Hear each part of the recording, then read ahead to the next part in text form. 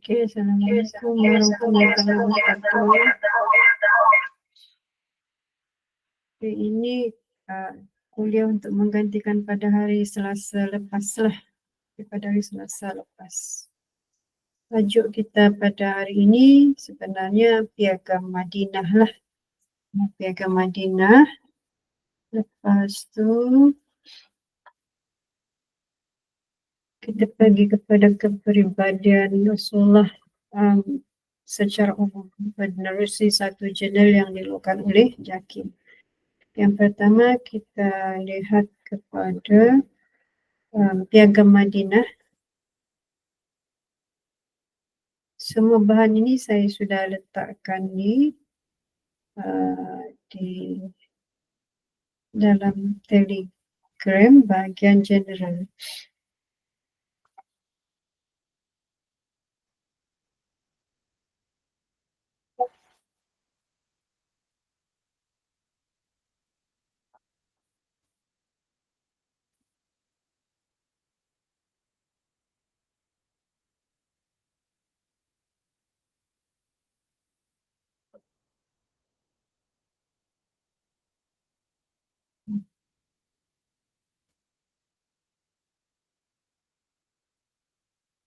Kita lihat secara umum dulu Piagam Madinahnya, iaitu kita ulang balik.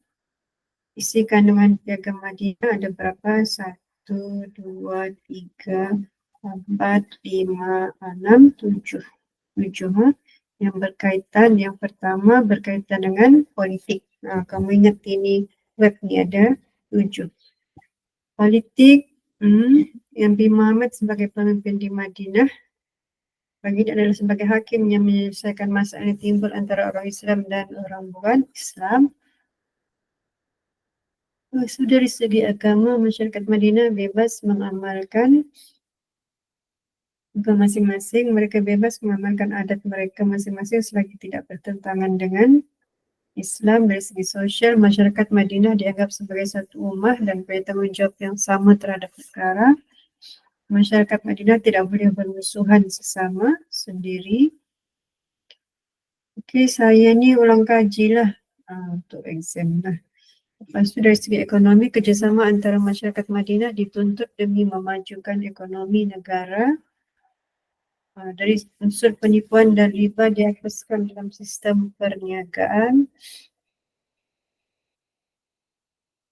Dari sudut pertahanan, semua anggota masyarakat dikendaki mempertahankan Madinah daripada ancaman luar. Yang mana lagi belum tadi? Dari segi agama, masyarakat Madinah mengamalkan agama masing-masing dan bebas mengamalkan adat selagi tidak bertentangan dengan Islam. Dari segi perundangan, undang-undang Islam digunakan pakai secara menyeluruh, tetapi peraturan kekeluargaan di dalam satu kabilah boleh diamalkan selagi tidak bertentangan dengan Islam. Dan dari segi kedudukan Yahudi, keselamatan orang bukan Islam, khususnya Yahudi, terjamin selagi mereka mematuhi perlembagaan Madinah. Itu dari segi isi kandungan. Yang warna biru ini ialah piagamnya. Terdapat 47 fasal dalam isi kandungan Piagam Madinah. Pasal yang ke-23 membicarakan tentang hubungan antara umat Islam sama umat Islam, antara Ansar dan Muhajirin, dan pasal yang ke-24 membicarakan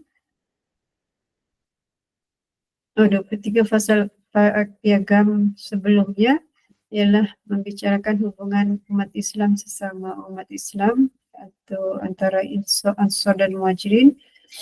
Dan yang selepas 24 fasal yang berbaki, selepasnya membicarakan tentang hubungan umat Islam dengan umat bukan Islam.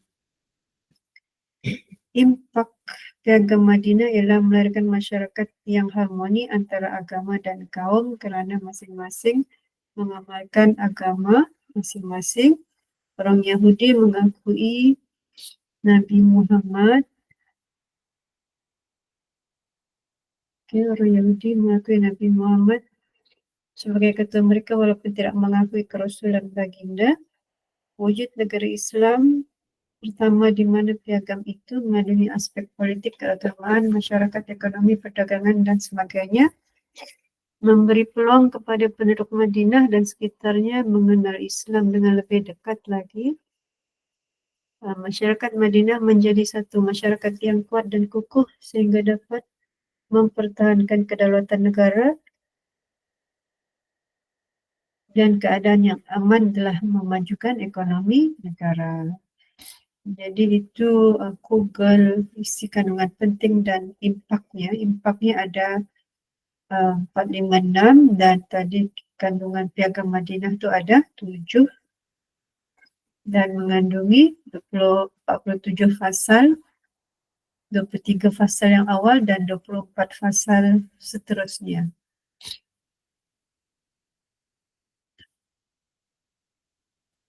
Oke, kita tengok dulu video ini.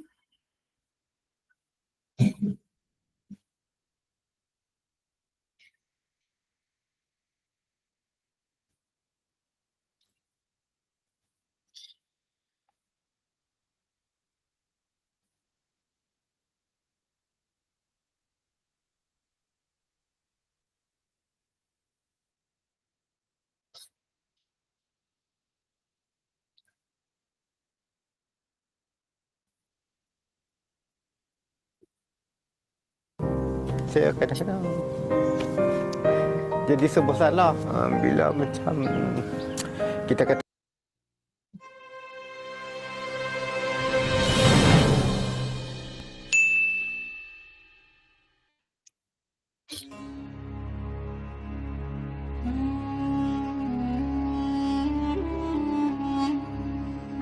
Sebelum Nabi Muhammad SAW hijrah ke Madinah, atau saat kota terakhir masih bernama Yastrib, di sana terdapat dua kabilah besar yang saling bertikai ratusan tahun lamanya. Dua kabilah besar di Yastrib tersebut adalah kabilah Aus dengan sekutu Yahudi Bani Quraiza dan kabilah Karas dengan sekutu Yahudi Bani Nadir. Keadaan Madinah yang diwarnai pertikaian antar suku dan perdebatan antar agama sudah mencapai puncaknya. Ditambah tidak adanya sebuah kekuasaan politik tunggal, membuat kondisi politik Madinah seakan berada pada status vacuum of power. Artinya, tidak ada sebuah kekuasaan politik yang diakui oleh seluruh suku bangsa yang ada. Sejarah mencatat, tidak kurang dari 120 tahun mereka berseteru dan terlibat peperangan. Setidaknya, ada 4 perang besar yang terjadi di antara keduanya, yaitu Perang Samir, Aus menang atas Kharaz, kemudian Perang Ka'ab, Karas menang atas Aus, selanjutnya Perang Katib, Karas menang atas Aus, sebagai puncaknya Perang Bu'ats, Aus menang atas Karas.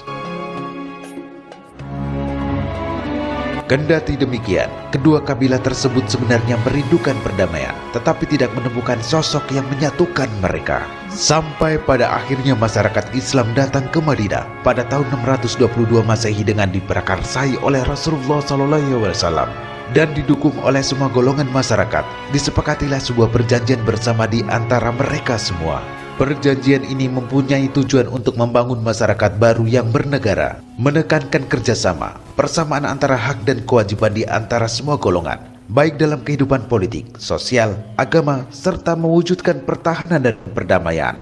Perjanjian inilah yang kemudian disebut Mitsak al-Madinah, kemudian dikenal dengan nama Piagam Madinah.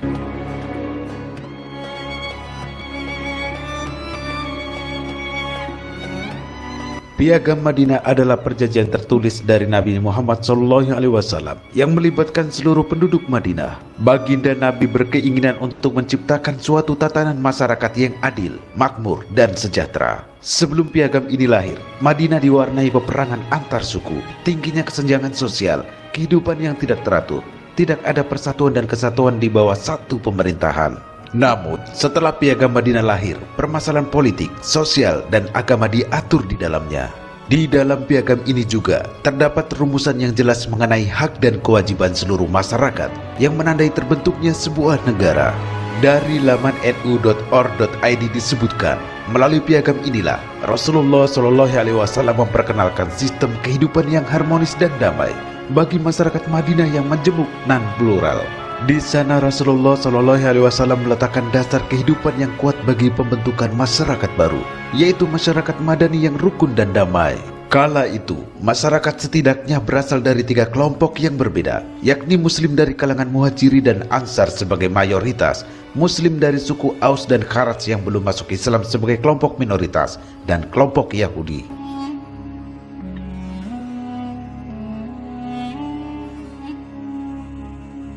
Pemirsa, Piagam Madinah yang dideklarasikan baginda Nabi Muhammad SAW memuat 47 pasal. Di dalamnya tertuang ketentuan yang mengatur sistem perpolitikan, keamanan, kebebasan beragama, kesetaraan di muka hukum, perdamaian dan pertahanan. Dalam bidang politik pertahanan misalnya, disebutkan bahwa seluruh kaum muslimin dan Yahudi yang tergabung dalam perjanjian dikategorikan sebagai satu umat dan wajib berjuang bersama-sama dalam menciptakan keamanan nasional dan bela negara bila sewaktu-waktu ada serangan musuh dari luar. Seluruh kaum muslimin dengan berbagai latar belakang suku seperti suku Quraisy, Bani Auf, Sa'idah, Al-Harats, Judsyam, An-Najjar, Amr bin Auf dihimbau untuk tetap kompak bekerja sama, seperti halnya dalam membayar diat dan membebaskan tawanan. Sesama Muslim dan juga Yahudi yang tergabung dalam perjanjian tidak diperbolehkan membuat persekutuan baru tanpa seizin pemerintahan Rasulullah. Selanjutnya, sesama kaum muslimin dan Yahudi berada dalam satu barisan menentang orang-orang zalim dan berbuat kerusakan. Kemudian, Madinah adalah kota suci sehingga diharamkan berperang dan pertumpahan darah, kecuali kepada mereka yang melakukan pelanggaran, mengancam stabilitas negara, dan mengoyak kerukunan beragama.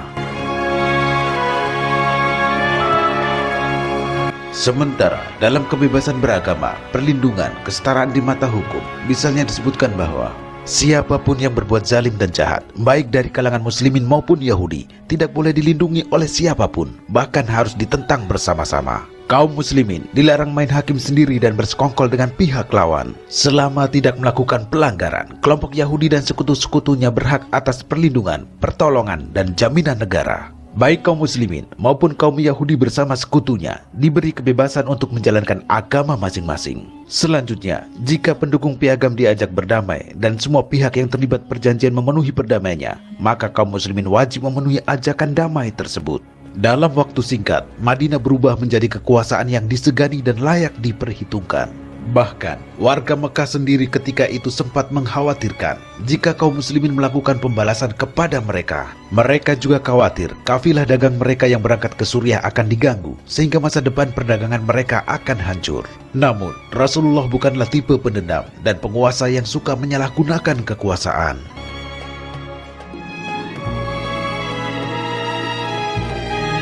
Pemirsa, Piagam Madinah membuktikan kepada dunia bahwa Islam adalah agama perdamaian dan persaudaraan.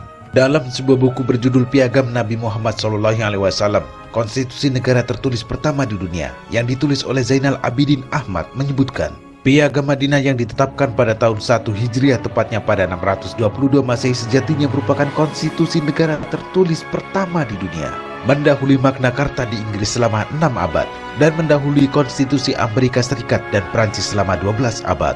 Ketika itu, belum ada satu negara pun yang memiliki peraturan tentang cara mengatur hubungan antara umat beragama.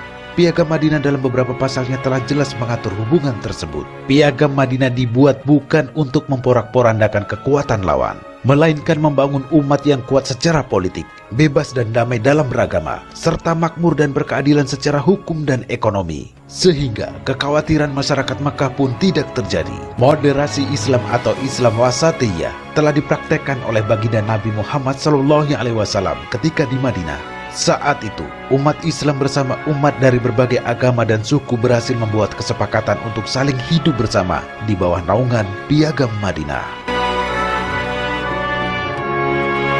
Demikian ulasan ini, semoga bermanfaat. Sampai jumpa di ulasan-ulasan kami selanjutnya, dan terima kasih.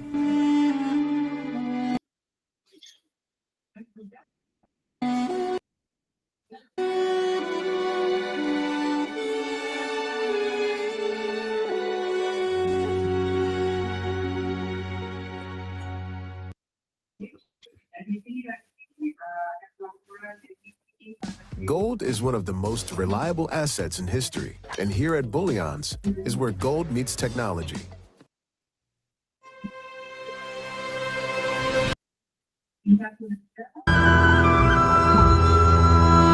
Wali Songo adalah istilah yang menandakan jumlah wali yang 9.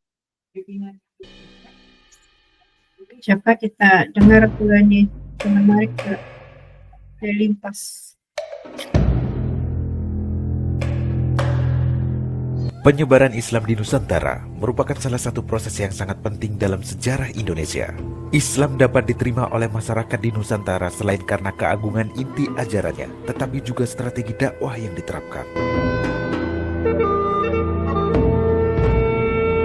Berbicara tentang sejarah masuknya Islam di Nusantara, khususnya Pulau Jawa, tak terlepas dari peran Wali Songo. Wali Songo adalah lembaga dakwah yang beranggotakan 9 tokoh penyebar agama Islam. Mereka berdakwah secara sistematis dan terorganisasi dalam melakukan usaha-usaha pengislaman masyarakat Jawa dan masyarakat di pulau-pulau lainnya.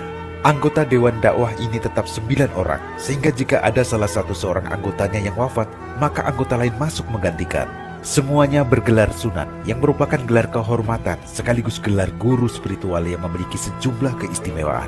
Masing-masing memiliki tugas dalam dakwah Islam melalui berbagai perbaikan sistem nilai dan sistem sosial budaya masyarakat. Ke-9 anggota Wali Songo yang termasyhur antara lain Sunan Gresik, Sunan Ampel, Sunan Bonang, Sunan Derajat, Sunan Kudus, Sunan Giri, Sunan Kalijaga, Sunan Muria, dan Sunan Gunung Jati.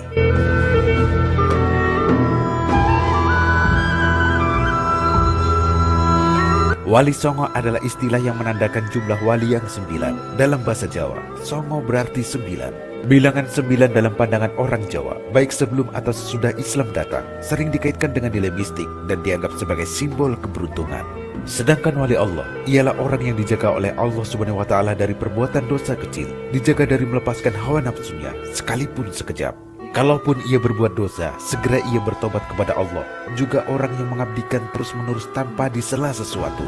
Definisi ini menandakan wali adalah seorang yang soleh, selalu berbuat kebaikan dan menghindari maksiat.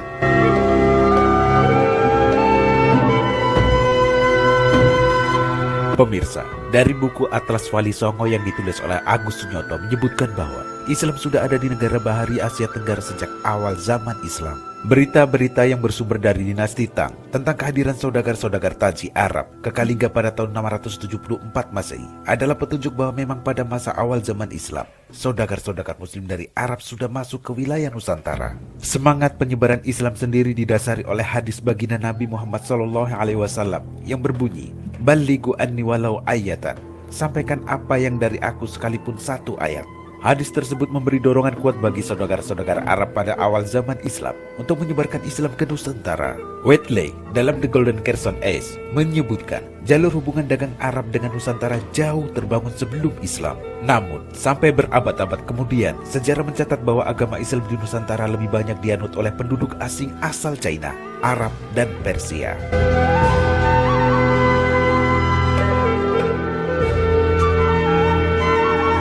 Pada dasawarsa akhir abad ke-13, Marco Polo yang kembali dari China lewat laut melalui Teluk Persia menulis bahwa saat kapal yang ditumpanginya singgah di negeri Perlak, ia melihat penduduk Perlak terbagi atas 3 golongan masyarakat, kaum Muslim China, kaum Muslim Persia Arab, dan penduduk pribumi yang masih memuja roh.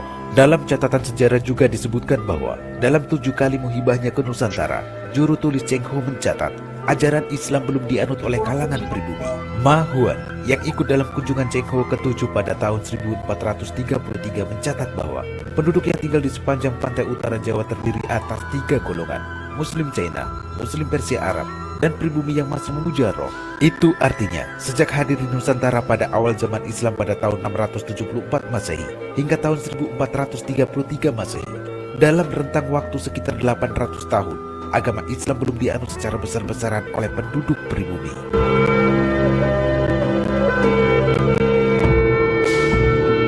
Dalam histograf Jawa disebutkan bahwa pada awal dasawarsa 1440-an telah datang kakak beradik asal Campa. Yang tua bernama Ali Murtolo dan yang muda bernama Ali Rahmatullah bersama sepupu mereka yang bernama Abu Hurairah ke Jawa melalui bibinya Darawati yang dipersunting Sri Prabu Kartawijaya, Raja Majapahit tahun 1447 sampai 1491 Masehi. Ali Rahmatullah diangkat menjadi imam di Surabaya dan kakaknya diangkat menjadi Raja Pandita di Gresik. Berpangkal dari keluarga asal Campa inilah penyebaran agama Islam berkembang di wilayah Majapahit. terutama setelah putra, para menantu, kerabat, serta murid-murid. Dua orang tokoh kakak beradik itu berdakwah secara sistematis melalui jaringan dakwah yang disebut Wali Songo, yang menurut perkiraan dibentuk pada pertengahan dasawarsa 1470-an.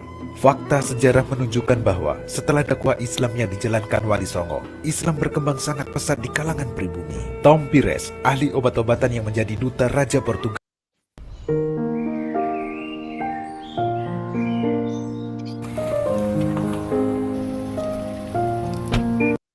di China yang mengunjungi Jawa pada tahun 1515 Masehi. Dalam buku Suma Oriental yang ditulis di Malaka, mencatat bahwa wilayah di sepanjang pantai utara Jawa dipimpin oleh adipati-adipati muslim. Fakta yang sama disaksikan oleh Apigaveta yang berkunjung ke Jawa pada tahun 1522 Masehi. Sejak kehadiran Wali Songo, Islam berkembang begitu pesat. Dakwahnya diterima hampir di semua kalangan pada masa itu.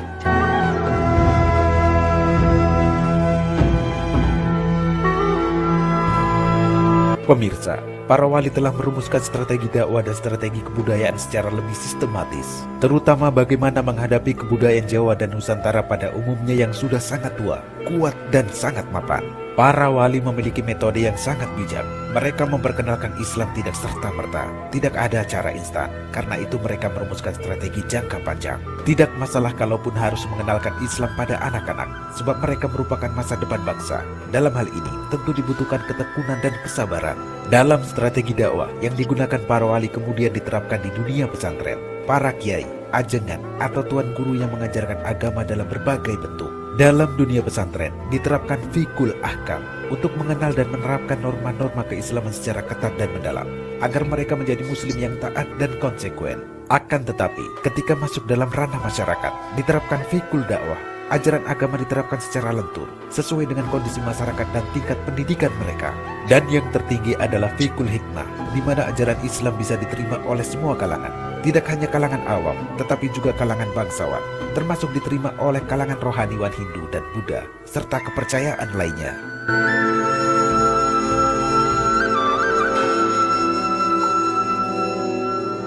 Para wali sebagaimana para nabi, bukan rohaniwan yang hanya tinggal di padepokan dan asrama, tetapi selalu mengembara dari satu tempat ke tempat lainnya, untuk mendalami ilmu sekaligus mensiarkan Islam. Mereka ibarat danau, memiliki kerohanian yang mendalam, dan pemikiran serta hati yang jernih. Karena itu, mereka selalu didatangi orang-orang yang membutuhkan kedamaian rohani. Selain itu, mereka juga seperti sungai yang mengalirkan air dari danau ke seluruh lapisan masyarakat, sehingga mereka yang jauh dari mata air dan jauh dari danau pun bisa tersirami rohaninya.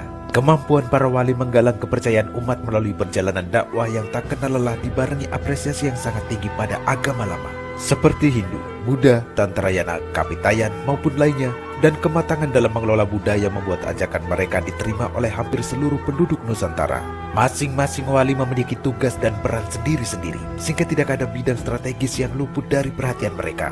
Mulai dari soal kerohanian, tata kemasyarakatan, strategi kebudayaan, pengaturan politik kekuasaan, usaha peningkatan perekonomian, pengembangan kesenian, dan sebagainya.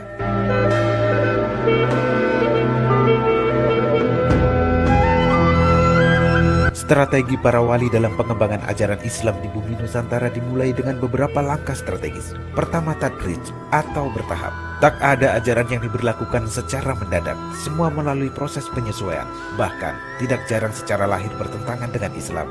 Tapi ini hanya strategi. Misalnya, mereka masih minum tuak, memakan yang haram, atau mempercayai para dayang dan sanghyang. Namun, secara bertahap, perilaku mereka itu diluruskan. Kemudian yang kedua, adamul haraj atau tidak menyakiti.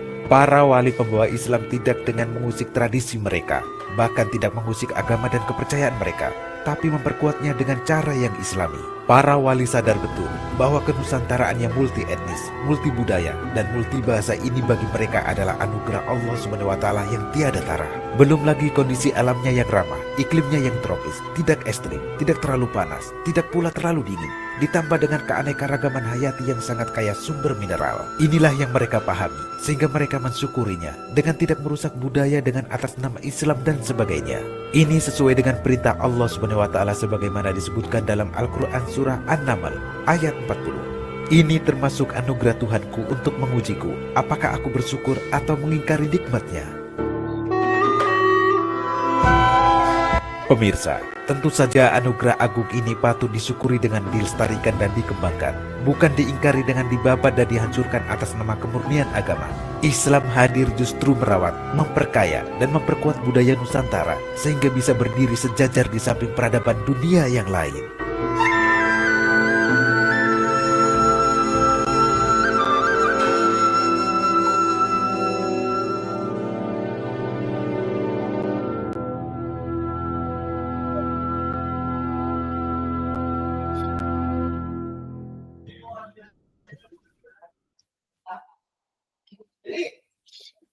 Itu saya pun tidak pernah melihat sejarah Wali Songo lah. Jadi itu dia punya selingan lah. Sebab dia terlimpas tadi tu.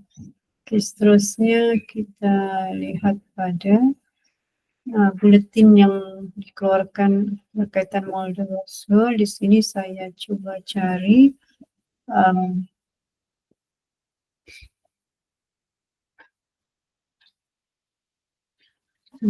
berkaitan dengan Piagam Madinah sebenarnya, tapi di sini semua umum lah.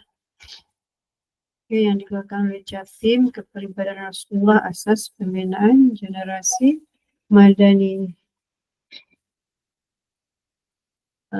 Dalam buku ini ada banyak artikel yang ditulis oleh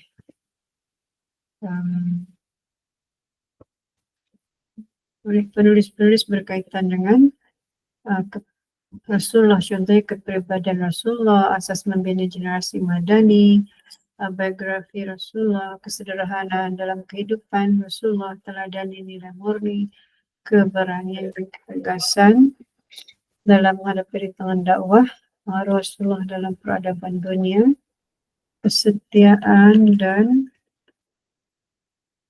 pengorbanan hanya untuk Rasulullah, cinta kasih sayang terhadap umatnya, dan langkah mengasihi manusia. Okay, terlebih dahulu manusia tadi.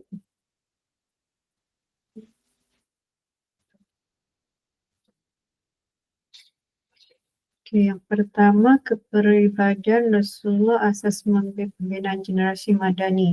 Bagaimana dikaitkan dengan generasi Madani? Contohnya di sini, Rasulullah menjadi contoh teladan terbaik pada mempunyai kaitan kuat dengan konsep Madani, di mana masyarakat Madani merujuk kepada asas keadilan, kesejahteraan dan nilai-nilai manusia serta akhlak yang dijadikan panduan. Jadi seorang astrofizik bernama M.H. Hutt mengagumi ketukuhan Rasulullah sebagai manusia paling berpengaruh dalam bukunya The 100 Ranking of the Most Influential Persons in History. Okay, berdasarkan Madani, yang pertama, kepimpinan yang adil. Ini ayat Al-Quran dia, surah An-Nisa 45. Saya cepat-cepat je ni, banyak dia punya artikel ni. Betapa kepimpinan baginda bukan hanya melibatkan spiritual tetapi sosial, ekonomi dan politik. Contohnya semasa baginda mengurus berbagai masalah di Madinah, baginda memutuskan suatu perkara dengan mengambil kira kepentingan umat Islam secara keseluruhan. Lepas tu bersikap rendah diri. Di ayat surah Al-Furqan 25, ayat 63, baginda seorang pemimpin yang agung, tidak sombong. Contohnya di sini, sifat rendah diri membantu menjalin hubungan, menggerakkan kerjasama. Lepas tu berkaitan lagi dengan Madani ialah keberanian. Contohnya Rasulullah menghadapi dalam membentuk generasi Madani. Baginda tidak pernah berundur menghadapi berbagai rintangan dan dugaan. Salah satu contoh keberaniannya adalah Baginda pergi ke Taif untuk berdakwah meskipun baginda menghadapi penolakan yang keras, dilempari batu oleh anak kecil dan penduduk Taif.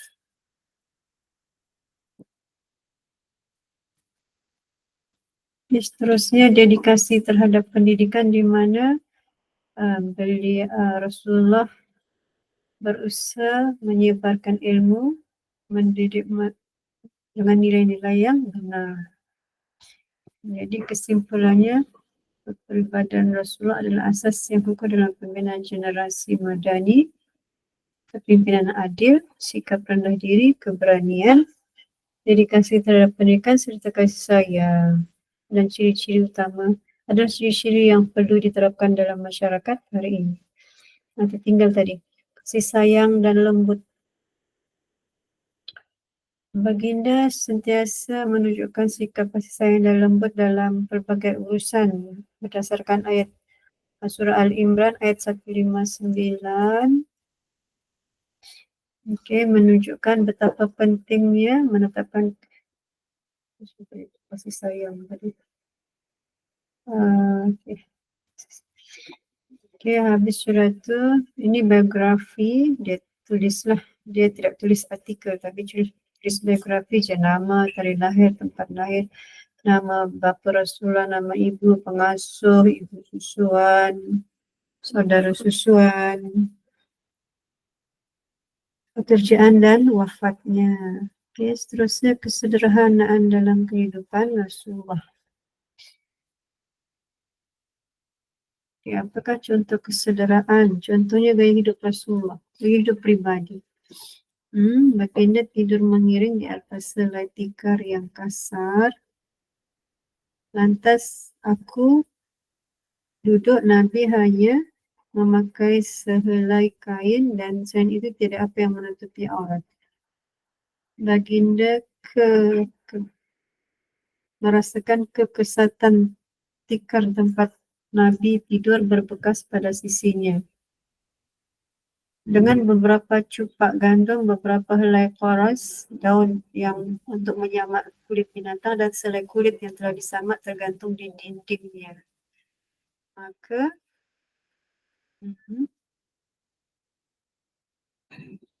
Maka sahabat Rasulullah ini bercucuran air mata. Ibnu Khattab yang menulisnya, bercucuran air mata, dia kata, bagaimana aku tidak menangis, tikar ini berbekas pada badanmu dan ini hanyalah hartamu yang kamu ada. Aku tidak melihat selain dari apa yang aku lihat. Sementara Kisra dan Kaisar duduk di atas kemewahan dan taman-taman indah. Dan makan minum. Begitu juga adab makan dan minum. Rasulullah tidak pernah merasakan kenyang kerana makan roti atau kenyang kerana makan daging, kecuali jika sedang menjamu tamu.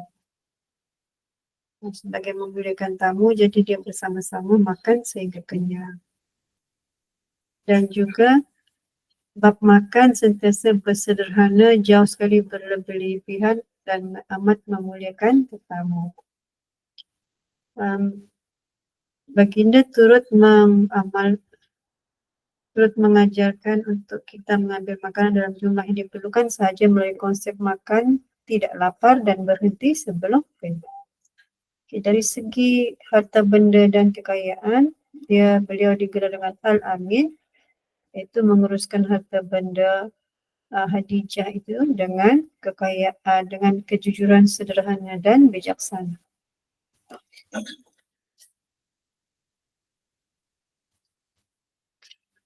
Contoh paling ideal menunjukkan harta itu adalah amanah Allah sebagaimana surah Al-Hadid ayat yang ke-7.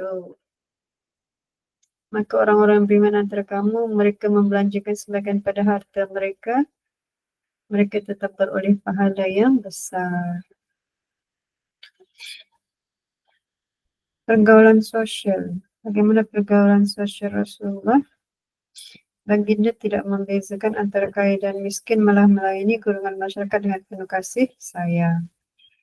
Okay, dalam kehidupan ini semua bersederhana, kehidupan berkeluarga, beliau turut membantu mendidik urusan rumah tangga dan mendidik anak-anak, menekankan amalan bersederhana dan bersyukur. Dan apa lagi contoh kesederhanaan beliau? Rasulullah iaitu kesederhanaan dalam kehidupan, gaya pengurusan kewangan,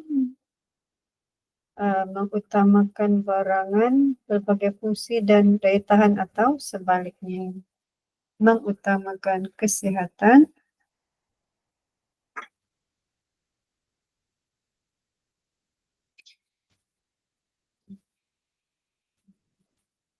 seterusnya dan nilai-nilai murni.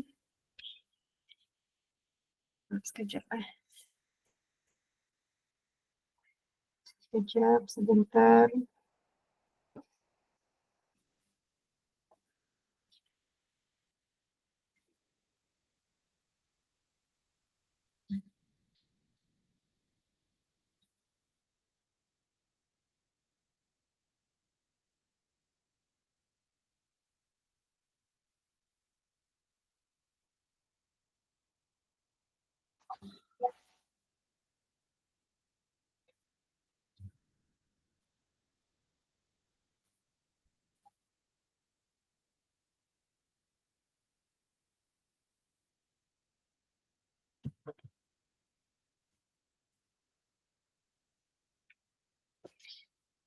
Nilai-nilai murni di sini contohnya siddiq, artinya benar.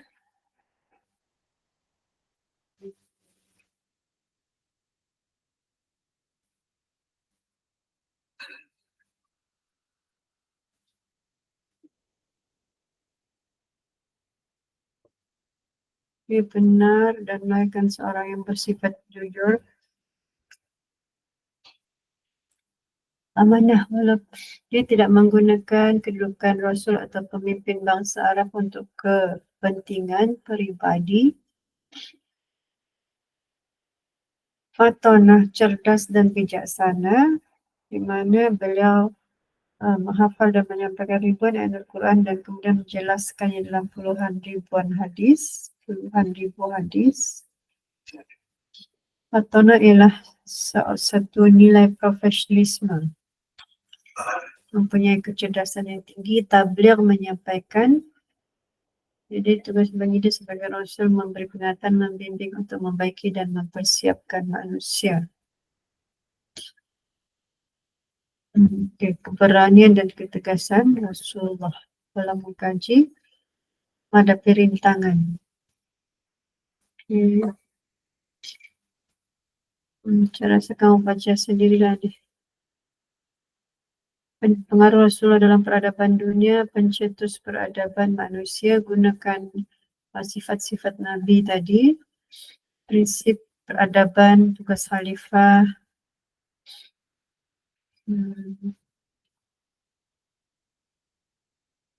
kesetiaan dan pengorbanan hanya untuk Rasulullah. Ini contohnya Abu Bakar As-Siddiq, Umar bin Abdul Khattab, itu sahabat-sahabat kanan baginda, Utsman bin Affan, yang kaya dermawan, dia mensedekahkan hartanya untuk Ali bin Abi Thalib. Okay. Ini cinta dan sayang Rasulullah. Ini semua artikel-artikel lah.